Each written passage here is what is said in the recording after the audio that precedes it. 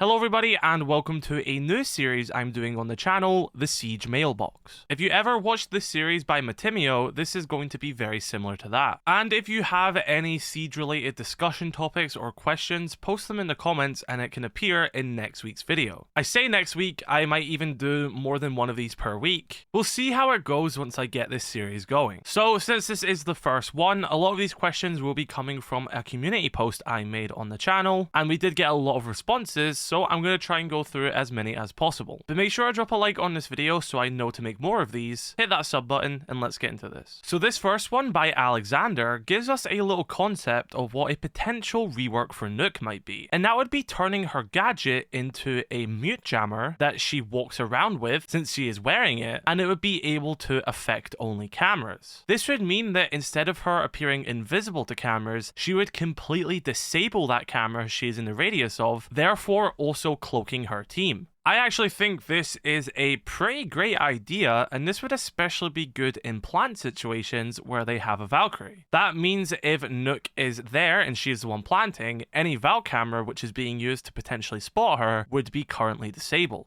And I do really like the idea of having a mute jammer on attack, however, I don't think they should do that with Nøkk. I definitely think still being invisible on cameras should be a thing for Nøkk. I think that's the avenue that operators should still be going with. However, I think they just need to bring back the silent step. I think they need to allow Nøkk to be that stealthy operator. She should still be immune to cameras and she should still be quiet. There's enough traps in the game to stop her. She still hits Melissa's Banshees, Thorn's traps, Legion's goo mines, which are all over the place. Nøkk still deserves to have her silent step, and any competent defending team should be able to stop her, regardless if she is making noise or not. I don't really think there's a lot that has to be done to Nøkk, however, I do like the idea of the mute jammer, and I actually had a concept myself of an attacker with a mute jammer drone. This would be a fully controllable drone with an active mute jammer on it. You don't have to press a button.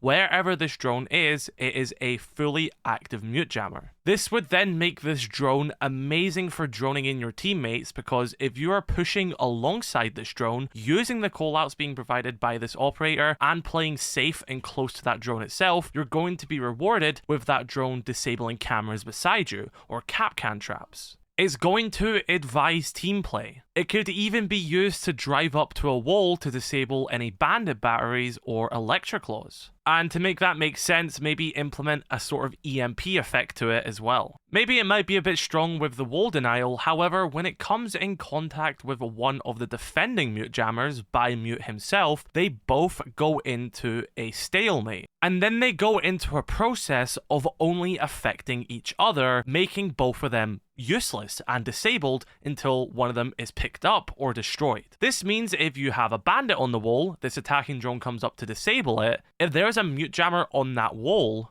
then the defending mute jammer will stop the attacking drone. However, that defending mute jammer is now no longer active, and then you can go for a coordinated push on the remaining bandit batteries. I just feel like that would be a really fun aspect for an operator, and I feel like there's a lot you could do with it. Maybe my specific idea of it is a bit too strong, maybe you'd have to add like a timer or an activation period on it, but I definitely think that is a really cool gadget they could play around with. So I definitely think it has a place on the attacking team, just not really for Nøkk. This next one comes from Indie Callisto, and they ask, any new elite ideas you'd like to see?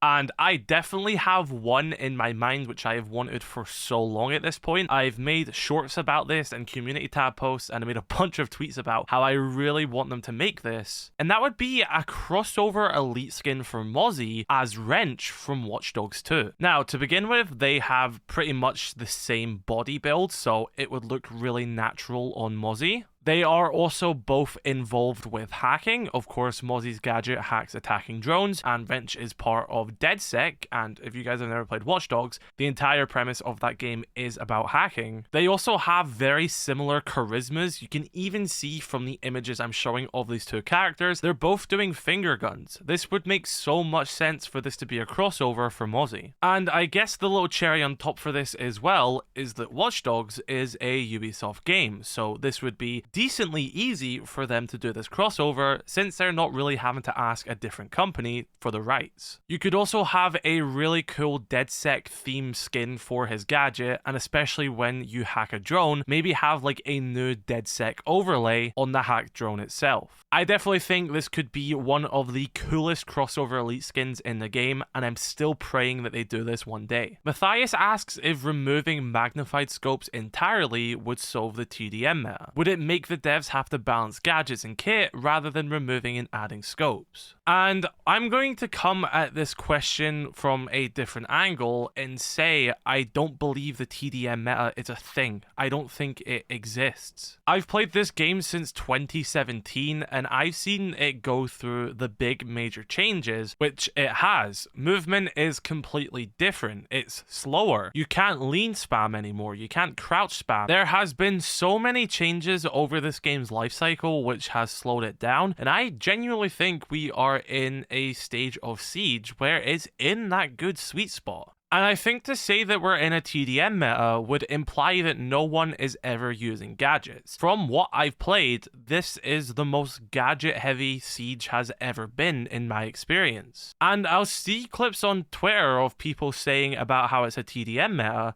and I'll watch the clip and there'll be absolutely nothing that implies that to me. If you as a defending team, for example, are leaving a massive gap and opening for the attackers to exploit and they use that and kill all of you without having to use many gadgets, that isn't a TDM meta. That is a complete failing of the defending team. Attackers don't need to breach a wall if you've given them an easy access into sight or an easy opening to go for a plant. And as well as this, if a defender is just running around the map killing all of you, that is a failure of the attacking team for not pinching out this player, isolating them and taking them out. If you play this game coordinated and properly, it will benefit you and you'll win the games. With no disrespect, the people who are claiming we are in a TDM meta are the ones who are solo queuing, not coordinate with their teammates, and are relying on frags to win matches. That has always been the case with solo queue because, and a lot of people might hate to hear this, solo queue is not proper Rainbow Six Siege. This is a team game, it's meant to play coordinated, and you're meant to give callouts. If you're playing with 4 other people who aren't talking and you're all doing your own thing, then yes, of course the game is going to feel like it's more gun heavy because that is something you can then rely on. The game has a lot of slow aspects now. You get punished for playing like that. I don't want to sound mean when I say it, but the people who say that it's a TDM meta just aren't playing the game correctly. And it just sounds like an excuse for the failing of your defending or attacking push. So to actually answer the main question, I don't think removing magnified scopes would really change much. I wouldn't really be against it. I think your holographic scopes are fine. I actually said when they changed it back to the old ACOG system recently that it should only be on attack. Defense doesn't need scopes in my opinion, and I'll still kind of stand by that. But overall, I just don't think there is a TDM meta for it to affect. But I would not be against the removal of magnified scopes from the defending team. ZazaZip asks if there is a possibility that a complete Rainbow Six Siege revamp or Rainbow Six Siege 2 is going to come in year 10. And to be honest, I probably wouldn't bet on it. The creative director of Siege has already stated that they probably won't make a Siege 2, talking about how it's not really worked for any other games such as Overwatch. I would like to challenge that standpoint and say there is a major difference there, and that is the fact that Overwatch is a shit game, Siege isn't, and the way that Overwatch went about doing Overwatch 2 was very bad. However, a Rainbow Six Siege 2 could be very beneficial, and with a good remarketing of the game and putting a lot of effort into that remarket, could go very far and do a lot of good. Now, we also have to remember that would require Ubisoft budgeting an entirely new game being made, as well as taking a lot of resources from current Rainbow Six Siege, which from this year kind of feels like what has happened because this year is quite weak compared to previous years. Doesn't feel like there's as much manpower behind it. But we also have to question is, would that actually fix any of the issues the game has? We're not game developers. We don't know how it works behind the scenes. Just because the game is made on a new engine doesn't necessarily mean it's going to solve all the problems. I would like to think it would, because it does seem like we are in a current state where if they, fix one thing, it breaks another one. And it kind of seems like Siege at this point is like a Jenga tower for when it comes to adding stuff and other stuff breaking.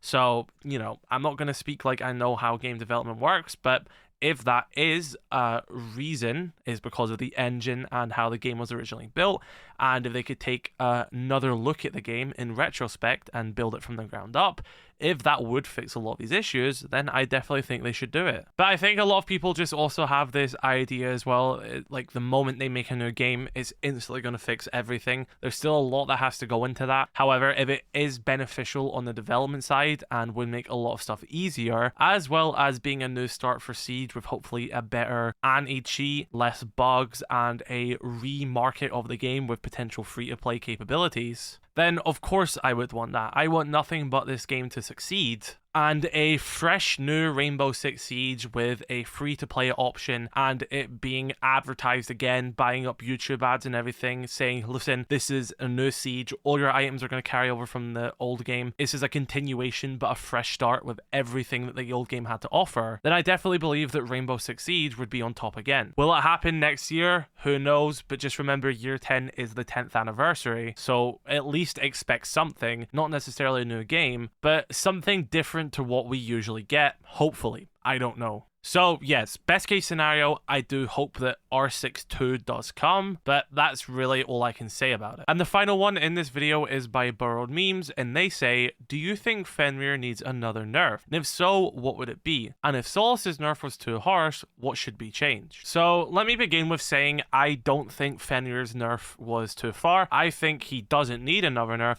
I actually think Fenrir's nerf was a perfect example of how you should correctly balance an overpowered operator. They still kept the vision they originally had with Fenrir. He's much easier to counter now, but instead of just nerfing him, they also changed an aspect of him, and that was the fact that he now gets his codes back once they're destroyed, so that adds more depth to Fenrir and still allows him to be useful rather than just flat out nerfing him. He is definitely weaker than he used to be, but he is still very useful, still very strong, and I think this was a perfect nerf and rebalance. Solus, on the other hand, I definitely went too far. I don't think they should have removed impact grenades. I made a tweet talking about this and I still stand by it. Impact grenades were nerfed recently, and that was to focus more on their utility and map destruction rather than the lethality of using them for kills. And Solus was one of those operators which would benefit from these nerfed impact nades because she could use her impact nades to destroy gadgets and claymores and air jabs,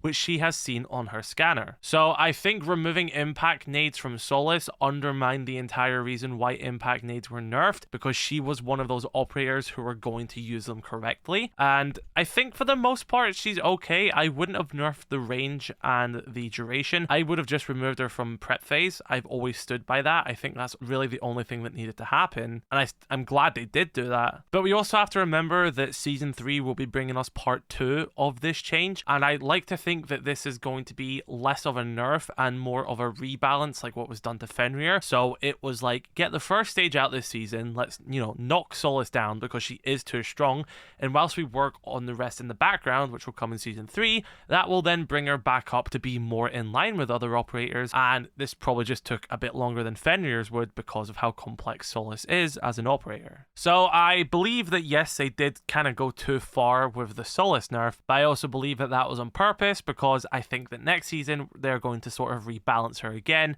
and put her more just in a good spot, not too strong, not too weak. They just had to kind of get that nerf out quick because she was just kind of dominating the lobbies. One thing I said about this, and I guess I have to say about a lot of changes in Siege, is that Ubisoft know their vision. They know what's coming next. We don't. So the fact that we do know there is more solid changes coming and they know what it is, I have to just agree with what they're doing this season and see how it plays out in season 3. And so everyone, that was the first episode of the Siege Mailbox. Be sure to drop your comments and your questions and topic discussions, which I'll talk about in the next video. Massive thank you to everyone who contributed to this one. This is going to be a really fun series and I can't wait to make more. Drop a like on this video if you did enjoy. Subscribe if you're new. Catch you later. I love you all. Stay safe. Peace.